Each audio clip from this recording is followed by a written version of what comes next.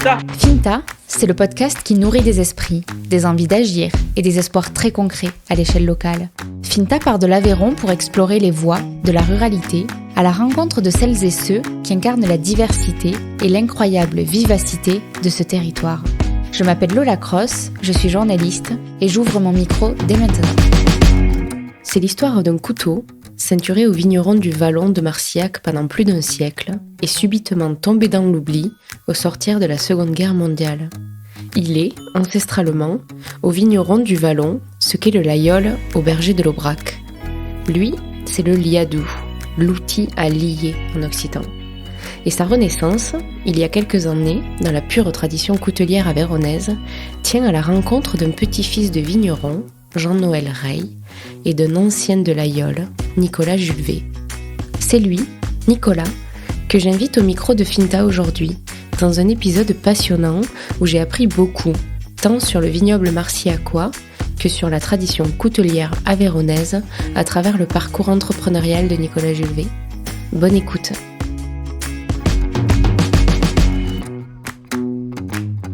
Bonjour Nicolas.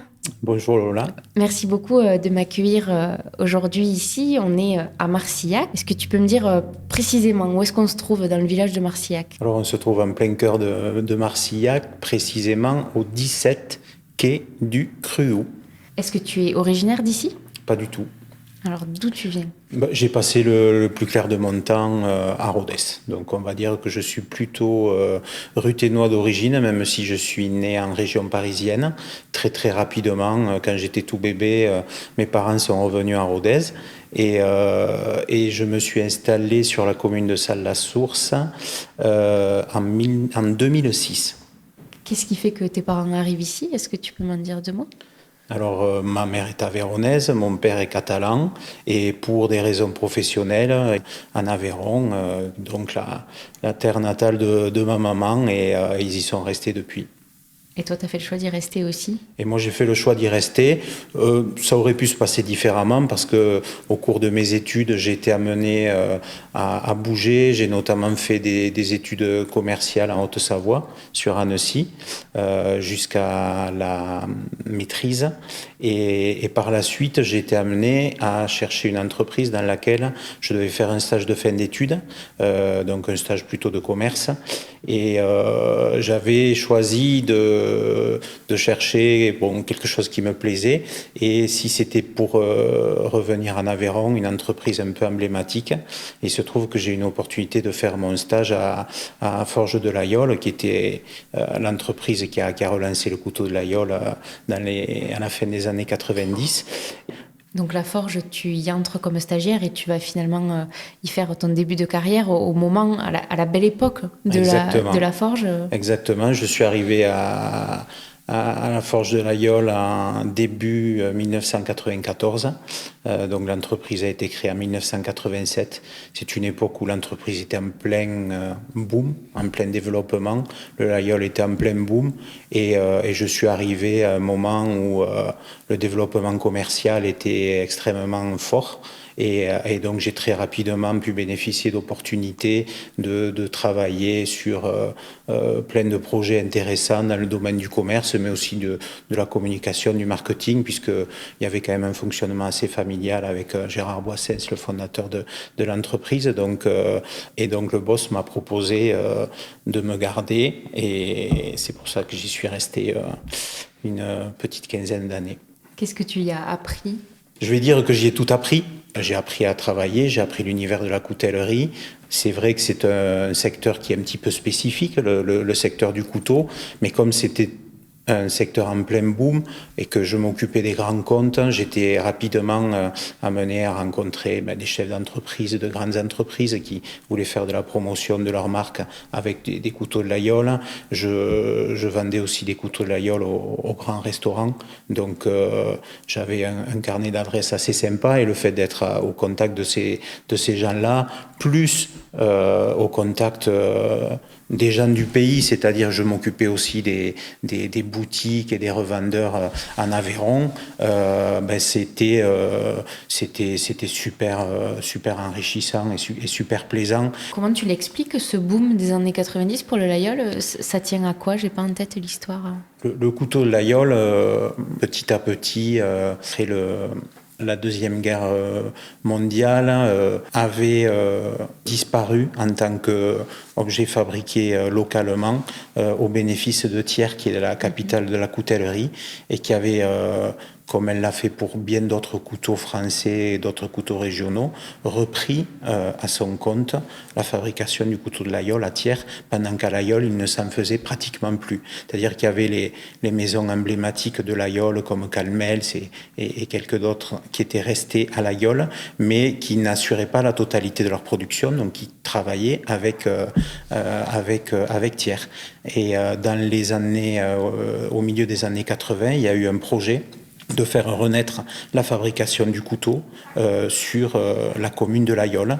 Un projet mené par le maire de Laïol de l'époque, Jean-Louis Cromière, par Gérard Boissens et qui a abouti à la création de Forges Laïol, dont le but était de faire revivre et de refabriquer le couteau Laïol entièrement sur place, avec une stratégie marketing qui s'est avérée extrêmement performante et extrêmement puissante, puisque c'était faire connaître le couteau de Laïol, un couteau de paysan, un couteau rural qui était, on va dire, connu localement, le faire connaître auprès d'une clientèle urbaine et branchée.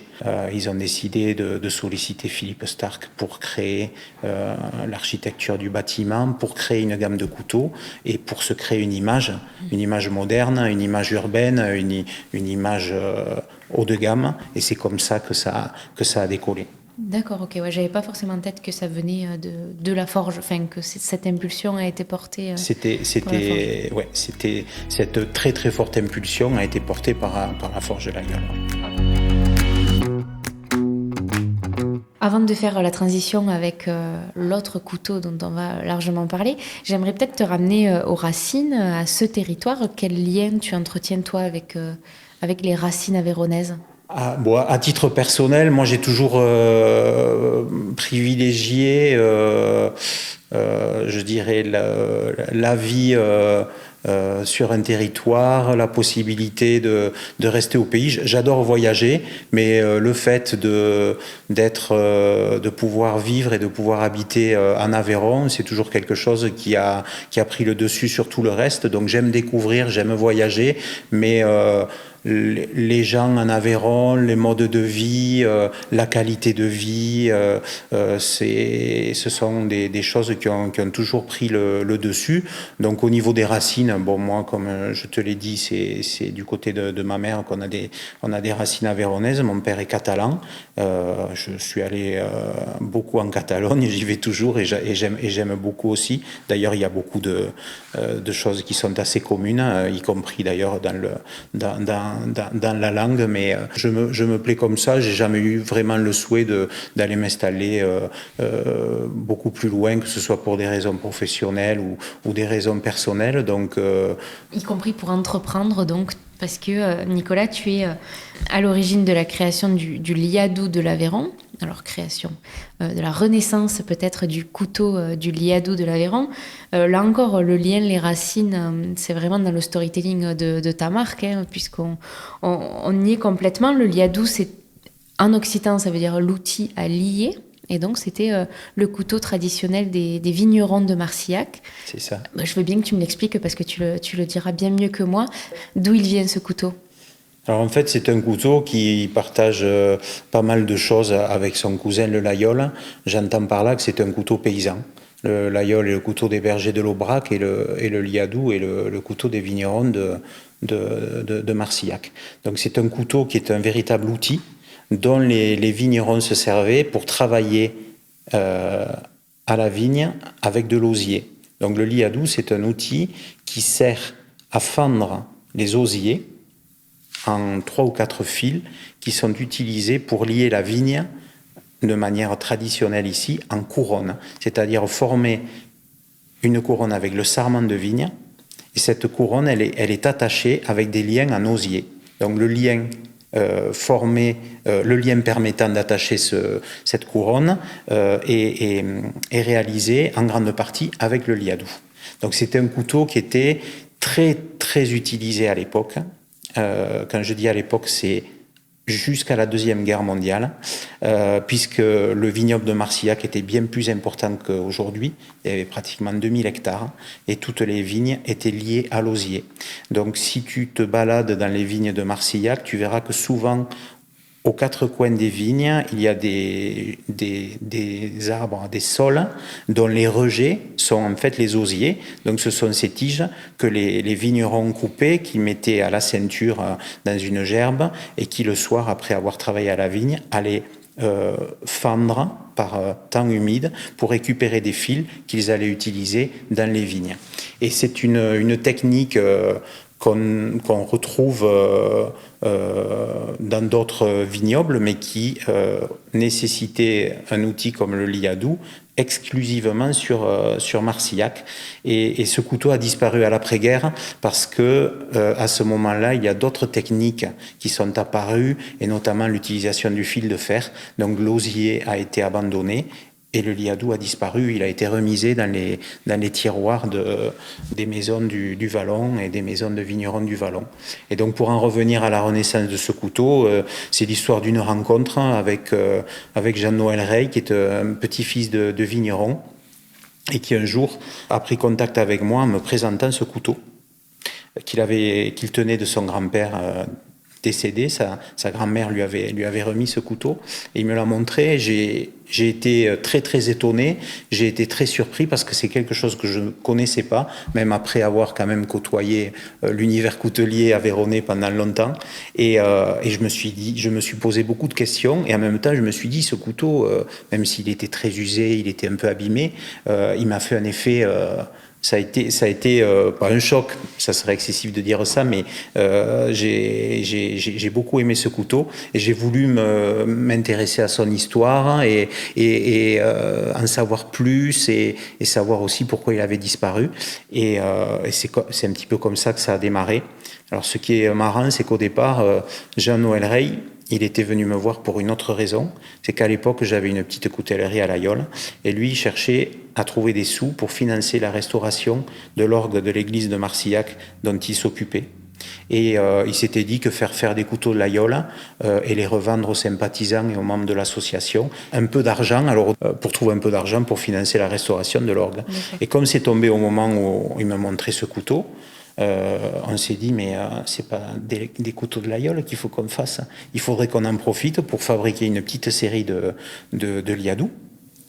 Et ça nous permettrait aussi de le présenter aux Marcillacois et puis aux gens du pays, et d'aller chercher leur caution et voir s'il y avait une adhésion à ce couteau, si les gens étaient contents de le voir renaître, même si c'était juste sur une opération ponctuelle.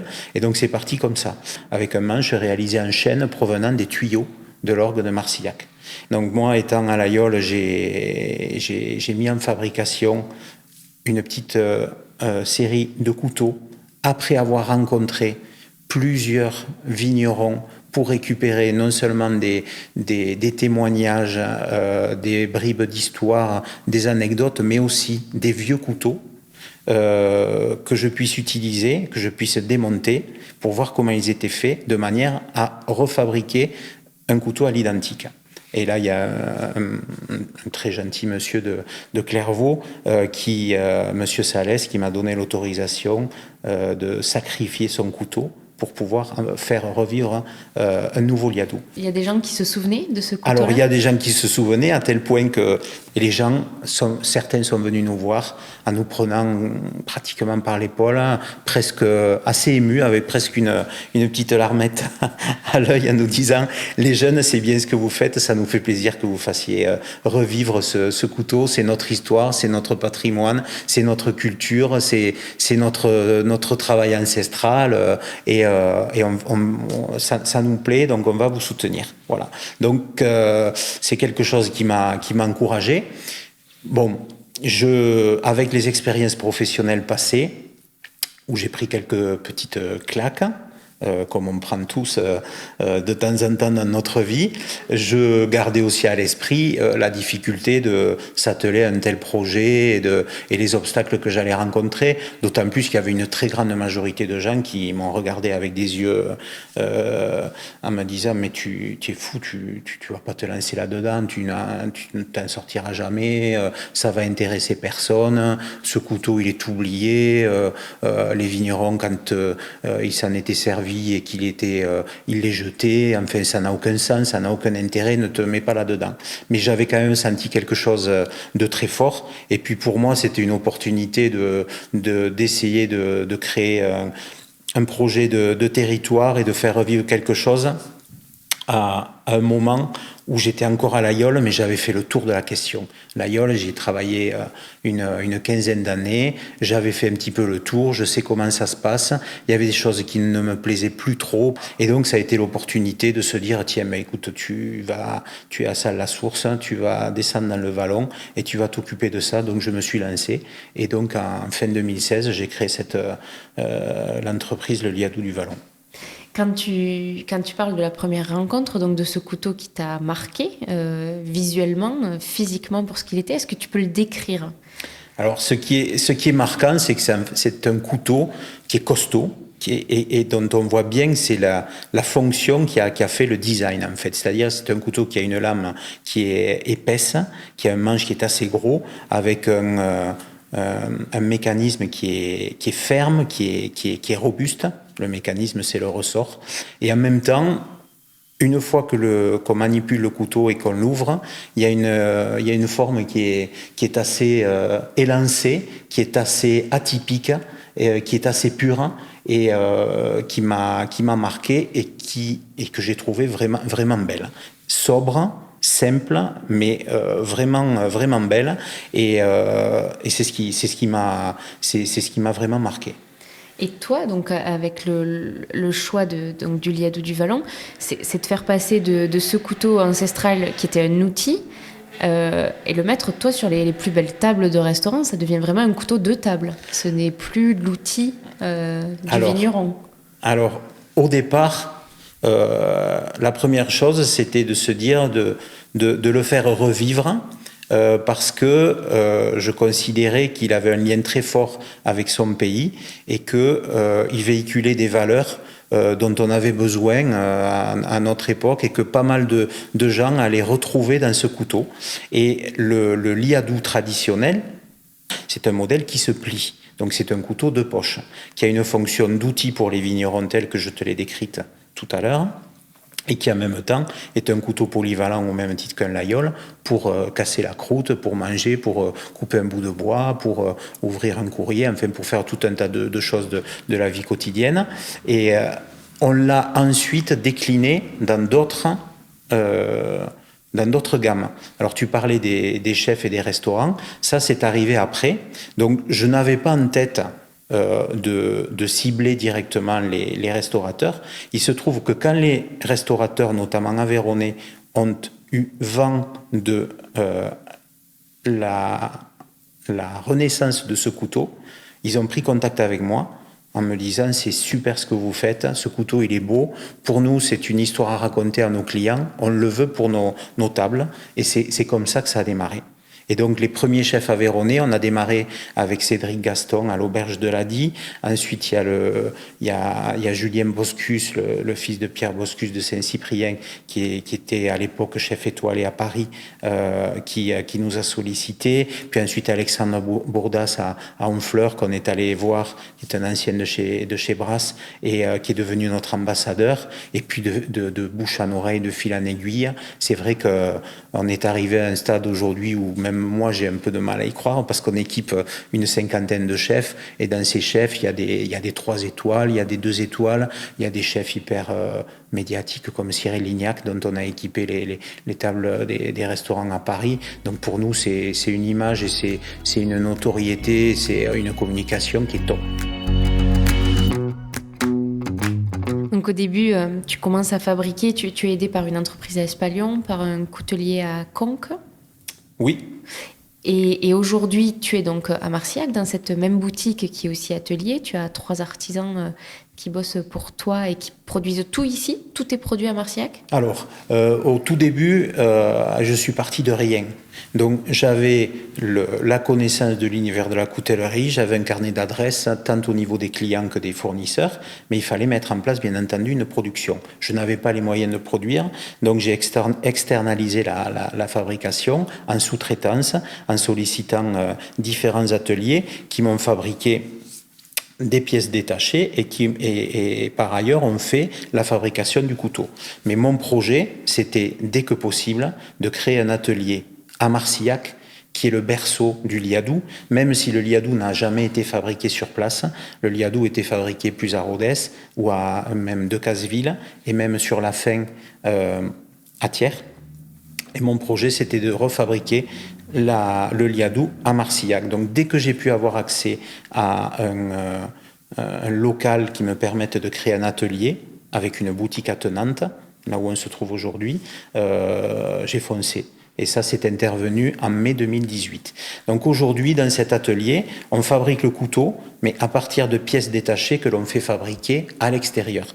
Parce que pour fabriquer des lames, pour fabriquer des ressorts, pour fabriquer les platines, qui sont les principaux constituants, il faut des techniques, des technologies, des matériels qui sont lourds, qui sont coûteux et que l'on ne peut pas se permettre d'avoir. Donc moi, j'ai un cahier des charges et je fais fabriquer essentiellement en découpe laser, c'est-à-dire toutes les pièces métalliques sont découpées au laser, je les fais fabriquer en sous-traitance à l'extérieur, je récupère ces pièces et ensuite nos couteliers assemblent les couteaux, fabriquent le couteau jusqu'au couteau fini. D'accord, donc c'est quoi les étapes qui sont faites ici dans l'assemblage?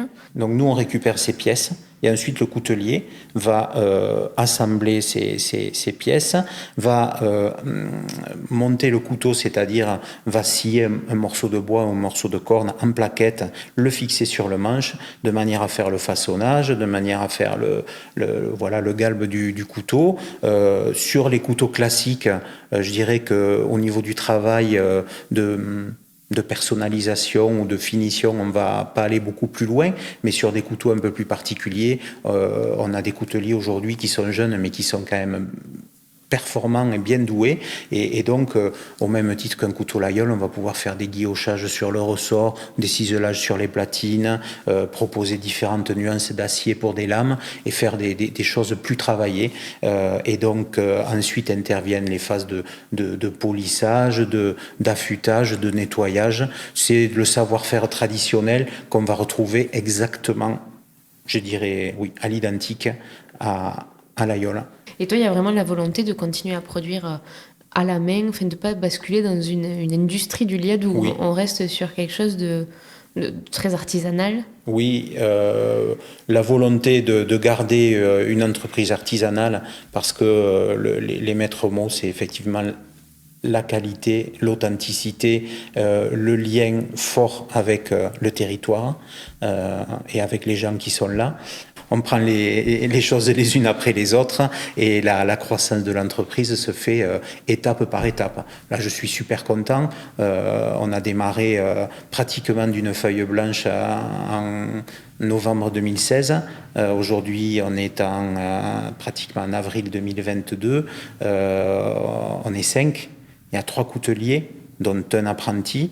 Il y a une responsable de la boutique de Rodez et moi, donc en termes de croissance et de développement en un peu plus de 5 ans, je n'ai pas grand chose de plus à demander, quoi. Voilà. Si on revient à l'histoire du liadou, donc tu disais qu'il a pu être utilisé dans d'autres vignobles. Est-ce qu'il est exactement pareil ailleurs? Enfin, qu'est-ce qui fait vraiment sa spécificité à Marcillac? Alors en fait, il n'est pas utilisé dans d'autres vignobles. Il y a cette technique d'utilisation de l'osier qui est utilisée dans d'autres vignobles, mais le liadou, on ne l'a retrouvé nulle part ailleurs. D'accord. Étonnamment, on a retrouvé un couteau qui ressemblait beaucoup au liadou en Bretagne, qui pouvait sans doute être utilisé comme un couteau de pêcheur. Donc il y avait sûrement des échanges qui se faisaient entre régions et ensuite on peut trouver dans certaines autres régions comme la Bourgogne avec un couteau qui s'appelle le Seur, des couteaux qui ont des caractéristiques un petit peu comparables mais qui ne sont pas identiques au liadou d'un point de vue esthétique. C'est pas les mêmes proportions, c'est pas le même gabarit, c'est pas tout à fait les mêmes formes de manches et de lames, mais il y a certaines choses qui sont un petit peu communes. Et le liadou a quand même des caractéristiques assez spécifiques qu'on ne retrouve pas ailleurs. Et donc tu disais qu'il était produit à Rodez, à Decazeville, puis à Thiers, mais vraiment ancestralement, qu'est-ce que tu as retrouvé de l'histoire du liadou et de sa fabrication ici? Alors, l'origine du liadou est jusqu'ici très difficile à retracer. On a pu remarquer que son âge était à peu près comparable au layol. Peut-être un siècle et demi d'histoire pour le liadou, il a été fabriqué au début du XXe, il était fabriqué, on a retrouvé des lames marquées Lorraire à Rodez, Gouzy à Rodez, Roche à Decazeville, Bec à Rodez. Sur les liadous de l'après-guerre, enfin de la Deuxième Guerre mondiale, Sauzet d'Angély à Thiers, qui a dû en fabriquer quelques-uns sur la fin, et ensuite c'est un couteau qui a disparu. Mais c'est un couteau qu'on trouvait donc avec la marque des couteliers, des taillandiers aveyronnais. Localement sur Marcillac, il était distribué par deux quincailliers qui s'appelaient Bédos et Bex, et qui faisaient marquer les lames de leur liadou à leur nom, et qui fournissaient donc les vignerons localement en outils et toutes les différentes choses dont ils avaient besoin pour travailler à la vigne. Donc c'est ce qu'on a pu retrouver. Okay. L'origine précise du couteau, qui l'a dessiné, je ne sais pas.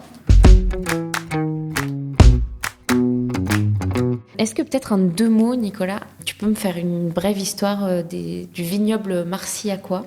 Donc tu disais qu'il était bien plus important avant-guerre qu'il ne l'est aujourd'hui.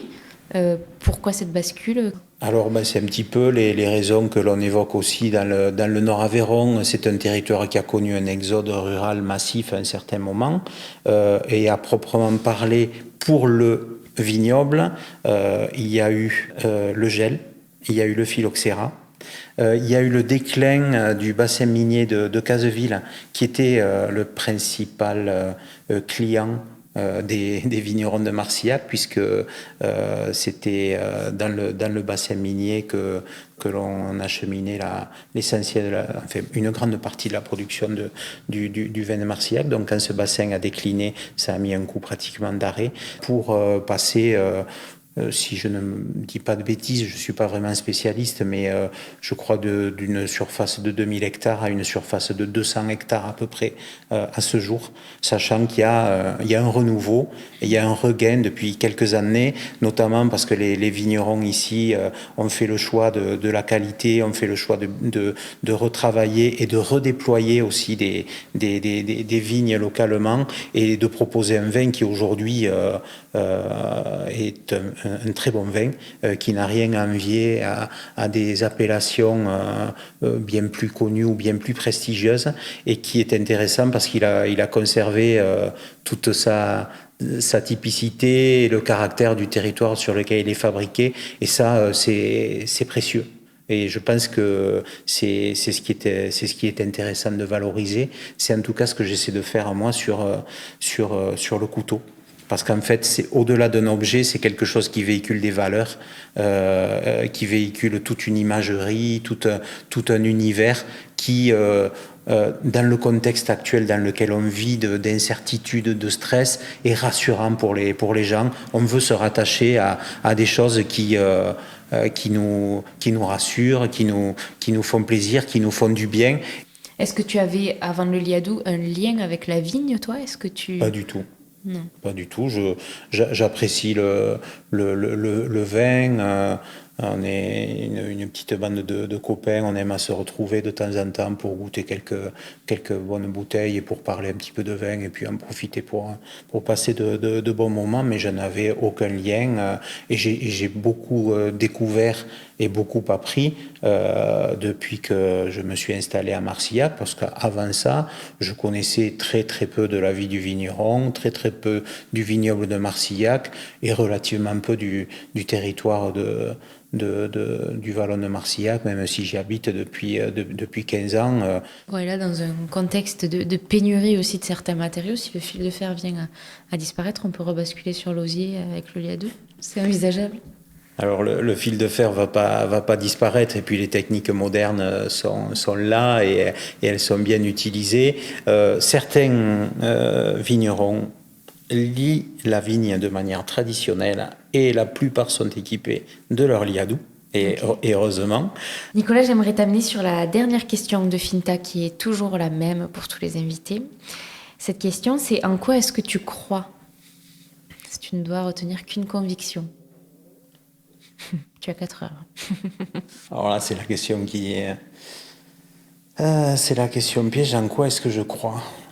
Je crois en l'humain, je crois en l'aventure humaine, je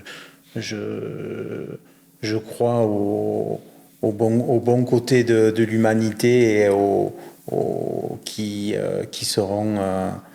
seront plus forts que les faiblesses et que les travers de l'homme qui malheureusement aujourd'hui sont quand même mis en avant et marquants et qui peuvent nous amener à un certain pessimisme. Et je pense, pour ma part, ce que ma vie professionnelle m'a aussi appris, c'est d'avoir pris de grandes claques, de grandes déceptions, de grands coups sur la figure. À un moment donné, on touche le fond.